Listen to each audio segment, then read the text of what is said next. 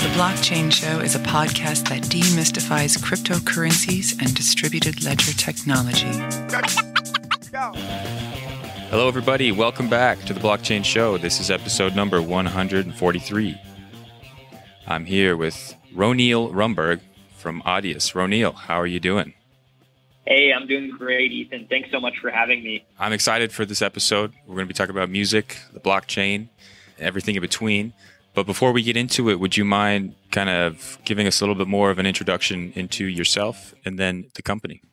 Yeah, so I'm one of the co-founders and the CEO of Audius. So my background prior to Audius has been kind of both in crypto and music. I was previously at Kleiner Perkins, the venture firm, for a few years covering crypto. Before that, had worked on a Bitcoin peer-to-peer payment product back in 2014. So kind of in the old days, it was really cool with Audius to get to combine those interests in crypto and music together.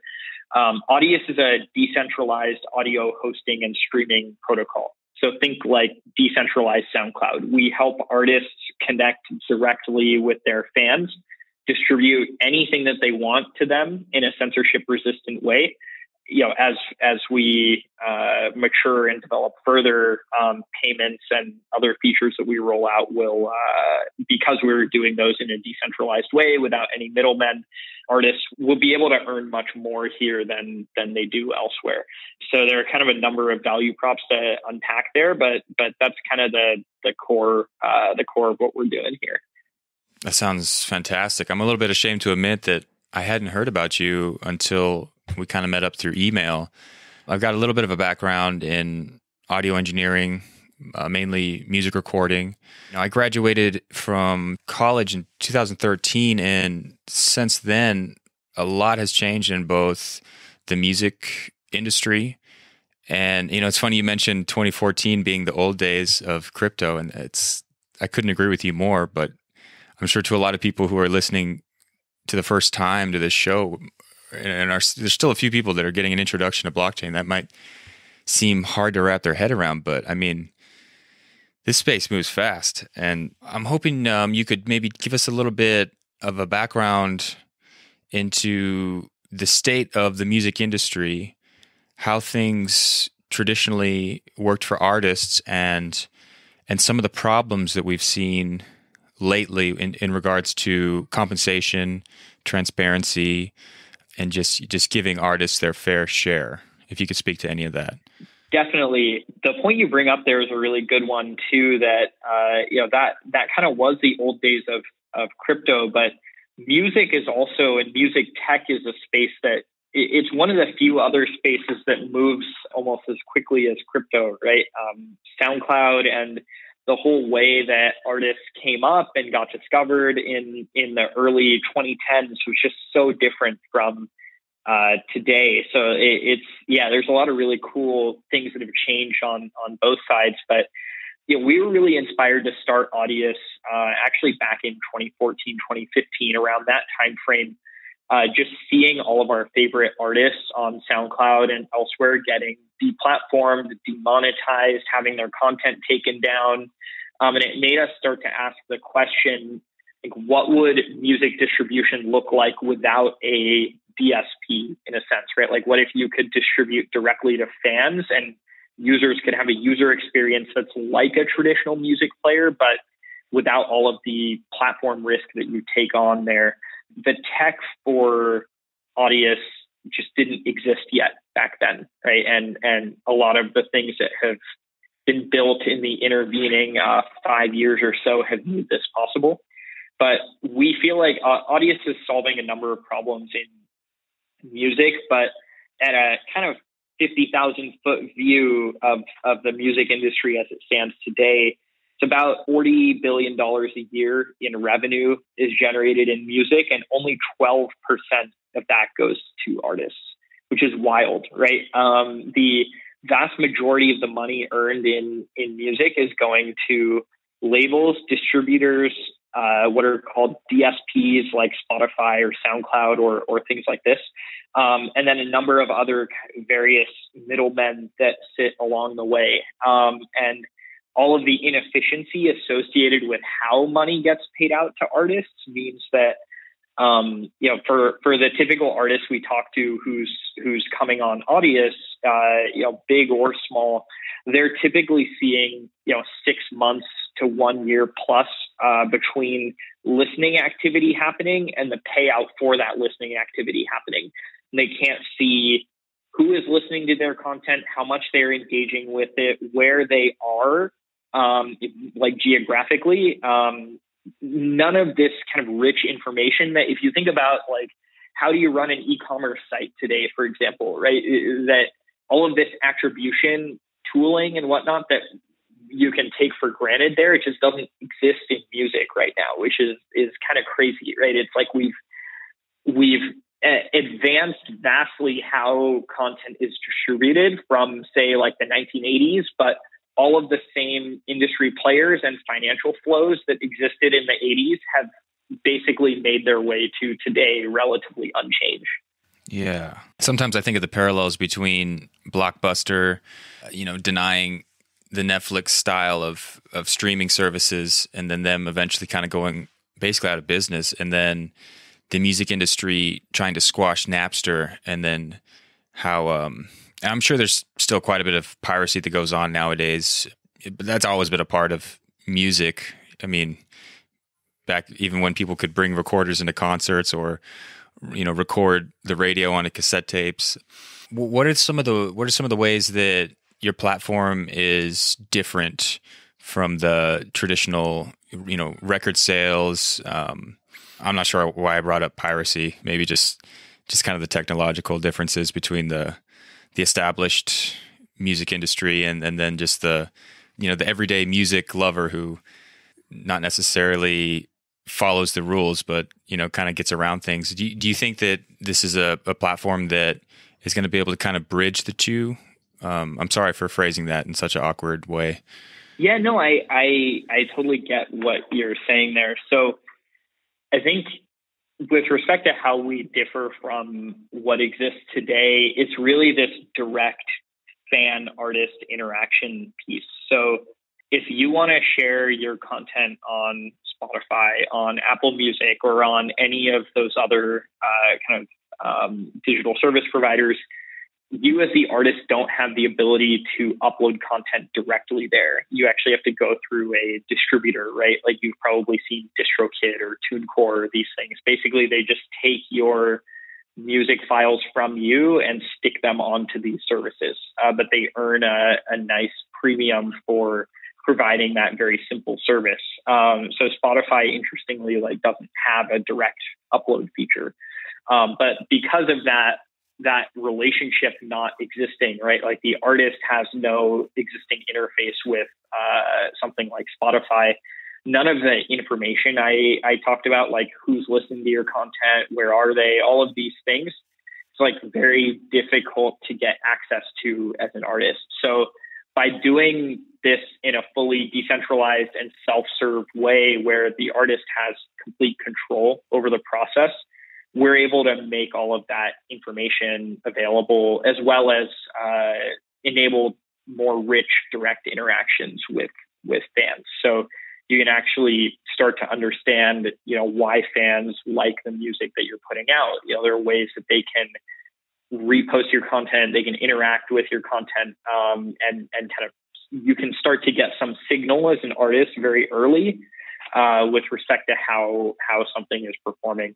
Yeah, I really like that. And I would imagine that would help some artists know where to go on tour or where to kind of focus their efforts. Because I know that touring is still a huge stream of revenue for a lot of artists nowadays that don't make as much money from the traditional means. I think that's still the case. I know that I've heard that even some of the older acts have to tour more to maintain the standard of living that they're used to, with a heavier focus on ticket sales and merchandise and that sort of thing. That's definitely the case still. That's 100%. For the average artist we talk to, the vast majority of their income is coming from live events. Yeah. And it's definitely one of the best ways to enjoy music, in my opinion, is live. So I suppose that's not a bad thing. I also have heard that streaming services like Spotify, that sort of thing, some artists get less, like a fraction of a penny per play. Do you know if that's true? Yes. What's interesting with respect to the deals that all of these folks have made with the labels is that they're private. They're done in back rooms and they're not disclosed typically. So no one really knows the rate for anything except for the people at Spotify and the labels that they're signing deals with, right? So, but at least what we're seeing from the artists we talk to, you're right on the money. There's, very small fractions of a cent per stream. The really unfortunate thing there is the rate that larger rights holders who sign structured deals with these folks get is oftentimes again, this is anecdotal, rumored. It's hard to vet this, but we've heard numbers like 10 to 20 times bigger for like label distributed content versus if you, Ethan, went and uploaded a track that you produced via DistroKid to Spotify, you would get paid far, far less. Yeah, that's interesting. I guess it kind of brings up the whole concept of micropayments that we've heard a lot about through various blockchain applications. But it sounds like you're bringing more of a measured, thoughtful, inclusive, fair approach to music, which traditionally, even throughout history, it's been very difficult to make a living as a musician. Back in the classical era, you pretty much had to have the good graces of a king or royalty or someone of wealth that could put you up and pay for your accommodations so that you could write music, and they would like a patron almost. Exactly. And throughout history, going forward, we've seen some people become wildly successful with the rise of media like television and radio. And then nowadays, some people kind of jokingly complain that with the rise of technology, it's also the rise of mediocrity. There's a lot of stuff out there, but I think that, it's a unique time to be alive because on one side of the coin, there's a lot more music, but on the other side is, are we ever going to be able to hear all of it? You know what I mean? It's like there's so much out there. Yeah. But just to get back to my original question, I was kind of wondering, and we might go back and forth here a little bit, but why did you choose blockchain specifically for your company? And were you ever kind of thinking maybe you wouldn't use blockchain? Yeah. So for starters there, I can give you a quick overview of where blockchain fits into the greater Audius architecture. And then I think that context is helpful to understand why we chose it. So we basically use the Ethereum blockchain in Audius to do two things. All of the nodes that are actually storing all of this user content are registered on chain, and they use the chain to coordinate with one another. And then that's number one. Number two is a registry of content that exists in Audius lives on chain. So while the content itself doesn't stay on chain, right, that would be crazy expensive and wasteful. References to content, effectively in the kind of IPFS parlance, the multi-hash or the address that you can use to look up content lives on chain. So what that gives us is on both sides, there is a single state of the world and single source of truth for what is all the content in Audius and where do you find it and how do you find it. So the reason we chose to use Ethereum for that was we needed a way to kind of basically have this singleton state, like to have a single view of the total world state that was not controlled by any individual or by any company, right? It's almost it's like a public utility or a public good. And all of the artists that use Audius earn a right to vote on changes made to that thing or to modify it, et cetera, via adding value to the whole network. So I think that's really exciting, right? And to create this decentralized community of artists, fans, and developers, infrastructure providers, whatever you want to call them. There was really no way for us to do that in a decentralized way, we thought, without a blockchain of some sort. That's really good. I was thinking Ethereum, and I'm glad that you brought that up because there's so many different ways to do it nowadays. But yeah, I'm glad to hear that. So I'm kind of curious about what you think the future might look like for both music and also in your company. Any evolution that might take place with the technology you're using. Yeah, so on the music side, we have a strongly held opinion that more and more artists will remain independent as they come up through their careers and break out. Distribution is becoming more self-serve than it ever has been before. But a lot of the other functions associated with, being an artist and touring and doing all of these things, it's now becoming easier than ever before to sort of like self-operate and do those things. So we're starting to see this pattern play out already. I think part of it is also driven by the growth of the longer tail of music, right? As you mentioned, in this world of abundance, right, where there's kind of infinite music, none of us could ever hope to listen to all of the music that exists. The market can now support a greater number of stars, right? But also people can find their niche more easily, right? If you create a very niche type of music or a genre or what have you, you can find your community and monetize them effectively using these online tools far more effectively than you could distributing via radio or via the old school way. So I think we see the confluence of all of those things, meaning more and more independent artists and more independent content breaking out, right? How that affects Audius, and I guess what we see the future of Audius in general being is, right now we launched a beta just 5 weeks ago, right? So we're very, very early right now. In the first week, though, online, we had 30,000 users come on. We have 5,000 artists on board. We had 13,000 tracks uploaded. So we've seen really good engagement so far. We think we can continue to ride this greater trend around more artists being independent by giving them a place where they can experiment and grow their fan base and grow their community. And that's really the kind of market segment we're focused on, is folks who own the rights to their own music and want to continue to own the rights to their own music going forward. Right on. Yeah, there's something I think about a lot, the future of music. And I've got kids, so I don't really get out to see shows like I used to. But obviously I spend a lot of time on the internet, so I'm definitely excited to play around with Audius. What's something that I could do today as a prospective user? Yes, we have a lot of exclusive content now on Audius. So if you sign up on audius.co and you can check out stuff there, I think that's really the big thing that you can do on Audius right now that you can't do anywhere else. Is there's a number of artists that are uploading exclusively here.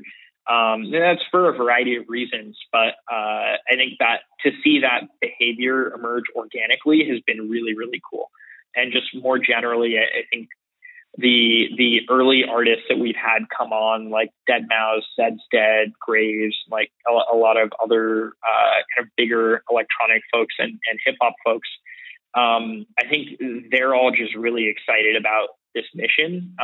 So, coming on Audius, listening to music, reposting cool stuff that you find, all of that is adding value to this protocol, right? And I think that's something that's really cool to think about too, which is, our company doesn't own this thing, right? We're not the sort of rent-seeking owner sitting on the side here trying to extract value from this thing. This is a community-owned and community-operated network, and that also means that adding value to that network can be rewarded by the network in kind. So I think there's lots of really cool things to unpack around that, but we're really excited about it.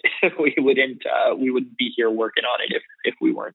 Yeah, I'm excited too. And a few questions just kind of popped up. I guess I'm old school, but I really like to download music and just like pay for it still sometimes. Is that possible to like actually download it and keep the files? Yes. So at the artist's election, we will have that feature soon. So an artist will be able to choose whether users can download their tracks or not, but it'll be kind of opt-in. So that's something that a lot of people have requested from us. I think a lot of folks are just like you, being able to collect and curate a collection of music that you have all of the content for. It kind of it gets back to the older days of music collection and curation, right? And I definitely miss those days too, when even just buying CDs and records, but up to like curating your iTunes library and organizing it in the way that you like, and being able to do that without anyone being able to interfere with or control that. So we're really hoping to like tap into a lot of that same ethos with Audius, but everything that we do is driven by this core philosophy of artist choice. If artists want to provide their content in that way, we feel it's our duty to give them the tools to do that. Yeah, I really like the transparency you offer there. And you brought up something that I didn't really think about, but censorship resistant. Obviously there's been music throughout time that's been kind of risky and actually censored. I think it even says uncensored version or censored version. I wonder if sometimes artists could be censored in other means other than just, putting bleeps over certain words, like, through contracts or being pressured through deals, whether or not to try certain things in their music or talk about a certain subject, at the threat of losing a recording contract. That's something I just thought about. So I like how you're giving artists another way to support themselves and also interact with their fans. It seems like not starting over, but this is like just a completely different time for everyone. Artists, music lovers, people who are just kind of searching out new things. Do you think it's harder to find that niche that you talked about earlier, or is it just that people are migrating to different platforms like social media, that sort of thing? Yeah, I think the way that discovery works has changed quite a bit, but what we've done, unfortunately, is replaced one set of gatekeepers, which were the folks who operated radio stations and had radio shows, and replaced them with another, which is the Spotify playlist curator, right? And there are other types of curators that kind of gatekeep discovery, right? So while I think the internet has made it much easier than ever before to find the niche that I mentioned, the primary means of music distribution are still something that are controlled by kind of the bigger industry influence, I guess, right? Like we've replaced kind of one form of payola with another one, which it's different, but I'm not clear on whether it's better. With Audius, we do feel pretty strongly that what we're doing is categorically better from a discovery perspective, because no one can influence what content is sort of rising to the top or being discovered by whom, right? So the curation mechanisms in Audius are fully meritocratic. Like if you wanted to run a playlist on Audius, you can earn revenue, you can earn a cut of the listening revenue generated by your playlist, and users can choose to listen to your playlist or choose not to listen to your playlist, right? But there's no company deciding that there is some set of playlists and some set of individuals that get to curate the music that everyone sees in Rap Caviar on Spotify, for example, right? We feel that curation should be something that's meritocratic. Yeah, that's really interesting. Thank you for answering that kind of a clunky question. I guess it's kind of trying to hint, how are artists and fans going to adapt to a blockchain-powered streaming service? I think you kind of nailed that question. So thank you for understanding what I was trying to get at there. There's a lot of speculation I could do as to what the future would look like. But I kind of want to know your vision for Audius and some of the other things that you'd like to accomplish, and just kind of like what the vision might be over the next year. Yeah, so the next year has a lot in store for us. We are launching our kind of mainnet next year. Right now, Audius is running in kind of a testnet capacity. So while there's real music being uploaded and a lot of real users using it now, there's no real value changing hands yet. And that will ultimately be the kind of the final step in the initial vision for Audius, which was giving artists, like we talked about, a new means for monetizing their following, their fan base that is more equitable to them and gives them more freedom. Thinking kind of longer term, I think the vision for Audius was always to create this fully decentralized community of artists, fans, and developers collaborating on this shared music experience, right? Around distributing and listening to music. So we're really excited to start seeing things like alternative listening clients. So Audius the company has put out a first-party client, but anyone else could build their own music player on top of this same catalog of content. If you wanted to make a music player that had a more Pandora-like user experience, you could go do that. And I think that's a really powerful sort of primitive that crypto networks have in general, is this composability, right? Anyone can build on top of these things without getting permission from the original creators, right? If I want to build a Bitcoin payment application, I can do that without asking like Satoshi for his permission, right? Even if we knew who he was. So I think that's really cool.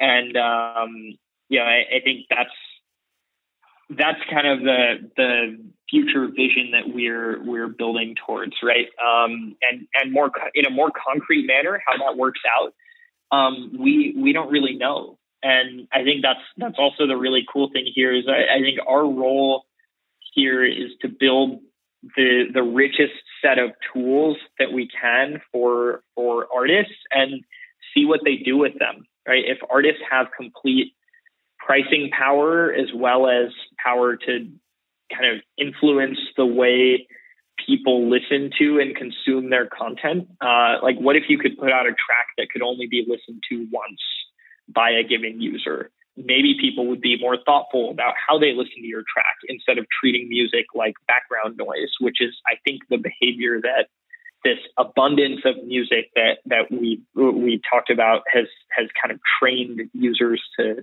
follow. So, I guess that's the most exciting thing to us is that we don't even know what the opportunity space or solution space is around something like this.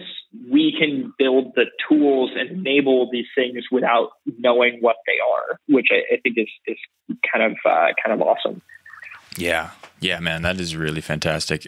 I'm just thinking, will you ever open this up to other forms of audio, like audiobooks or podcasts or whatever future inventions of sound people might come up with?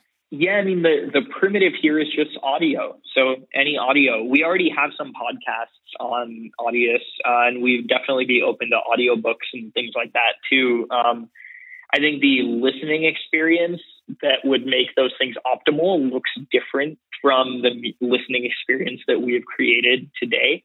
But that's what's really cool here again, right? If someone wanted to build a better audiobook playing client, they could use the same underlying piping and catalog to produce something that tackled that use case better. So yeah, I mean, any audio is something we're super excited for. What I will add the caveat of is there are some pretty big technical differences between how you would do this for audio and how you might do it for video, for example. So, that's likely not in our future. But any audio is we're ready for that today. Yeah, well, this has been a really good talk so far. For the folks listening, whether in their cars or at home or just on their mobile device, where can they go? Well, not if you're driving, you got to pull over, but where can they go to learn more and potentially participate? Yes, so the best place to learn more is our website. You can go to audius.co or audius.co. That's where our web player is. You can sign up, you can listen to music. You can also dig deeper into how the protocol works. We have a white paper up and some other resources that you can get to from there if you're interested to learn more. And we'd love to have you. We're very open, welcoming community on Discord and elsewhere. The way we see it, the more the merrier, right? So if there are any ways that you want to contribute or help, we'd love to have you. It was just great to get to share this story. And if there are any artists out there listening, bring your content to Audius and join the movement. All right. Well, thank you so much for your time. I definitely want to catch up with you in the near future. Hopefully we can do this again. And I wish you the best and thank you for tackling, this platform that I didn't even know we needed, but now that I think about it, we really need it. So thank you. Glad to hear that. And thank you so much for having me. Yeah, my pleasure. Take care.